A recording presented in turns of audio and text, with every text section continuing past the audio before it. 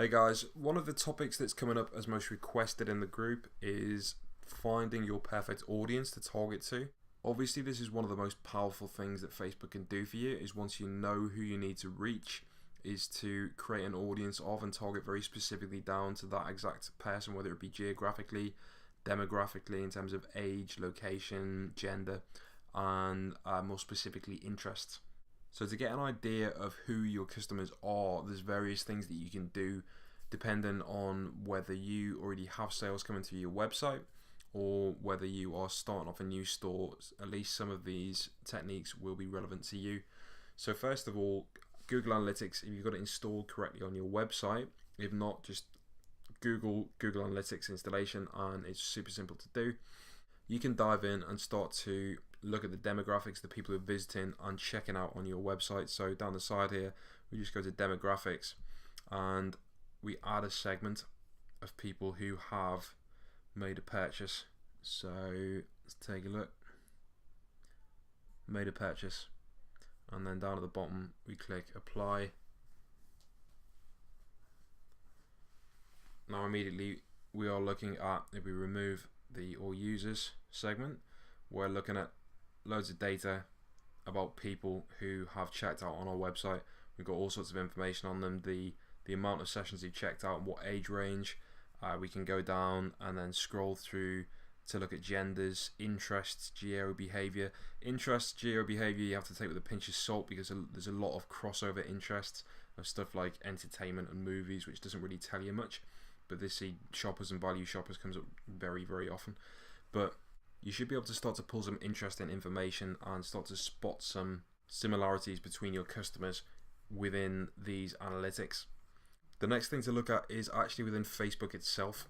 So if you've installed the business manager like we did in one of the previous videos in the group, then you should be able to come over to audience insights up in the top left, and then we can narrow down to either one of your custom audiences that you've set up to people connected to your page is the other option. So the likelihood is people connected to your page are going to be quite relevant people to look at. So we're just going to add our page in here and start to take a look at various different criteria. So as you see here, it's got United States, so we're going to pull it out because we're a UK only country, and we will add in people in the United Kingdom.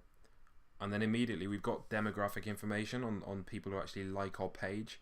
We've got information about their education, about relationship status, about job titles, which are more prominent between people who like our page.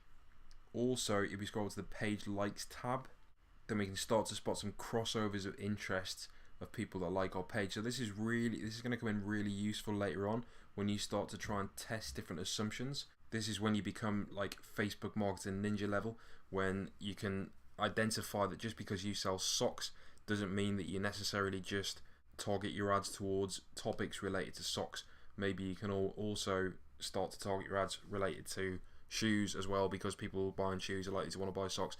That's a really simplistic example, but you'll start to see what I mean as we go along. Page likes, this is an affinity relationship between people who like a certain page and yours. So as you can see, no surprise whatsoever, the things that are coming up for Cheese Posties, stuff like Glossybox, Birchbox, and Grays UK. So these are basically other similar pages that people who like your page are likely to like as well, so you can start to spot some crossover interest there. So on a very top level, we could start to target towards people who like Glossybox, Firebox, Birchbox. These are all targeting clues to take into consideration later on. Location may be specific to your business. We post all over the UK, anywhere the Royal Mail delivers, so it's not really that relevant to us. So just take a flick through all of these audience insights and you're going to start to spot and identify trends between people and get some ideas about how you might start to target them. The final and most powerful way to find out information about your customers, your existing customers, so that you can find more of the same people, is just to go ahead and ask them in a very human way. And the best, bar none, is just to pick up the phone to a few people and have a completely human conversation and ask them about themselves, ask them about their day-to-day life, what they like to do, how your product fits into their life, And not only will you find out a hell of a lot about your best customers, you'll also strengthen the relationships that you've got with those customers. If that is a bit much work for you, or you really don't like picking up the phone, or if you want to reach more people, maybe you want to send an email blast to all of your customers and just hope that a few of them get back to you, then Typeform, this app, is really good, because it's basically what it allows you to do is build forms. You can use conditional responses, which change the questions based on what people have said and give a really human edge to find out. Or you can just do simple surveys as well, but it's just a really nice and easy to consume way of creating a survey or a form to get to know your customers a little better. So there's 3 quick things that you can do to find out more about your audience, and just be taking notes the whole time you're doing this, and start to try and spot trends and things that might be relevant, so that then you can go in and start testing your assumptions.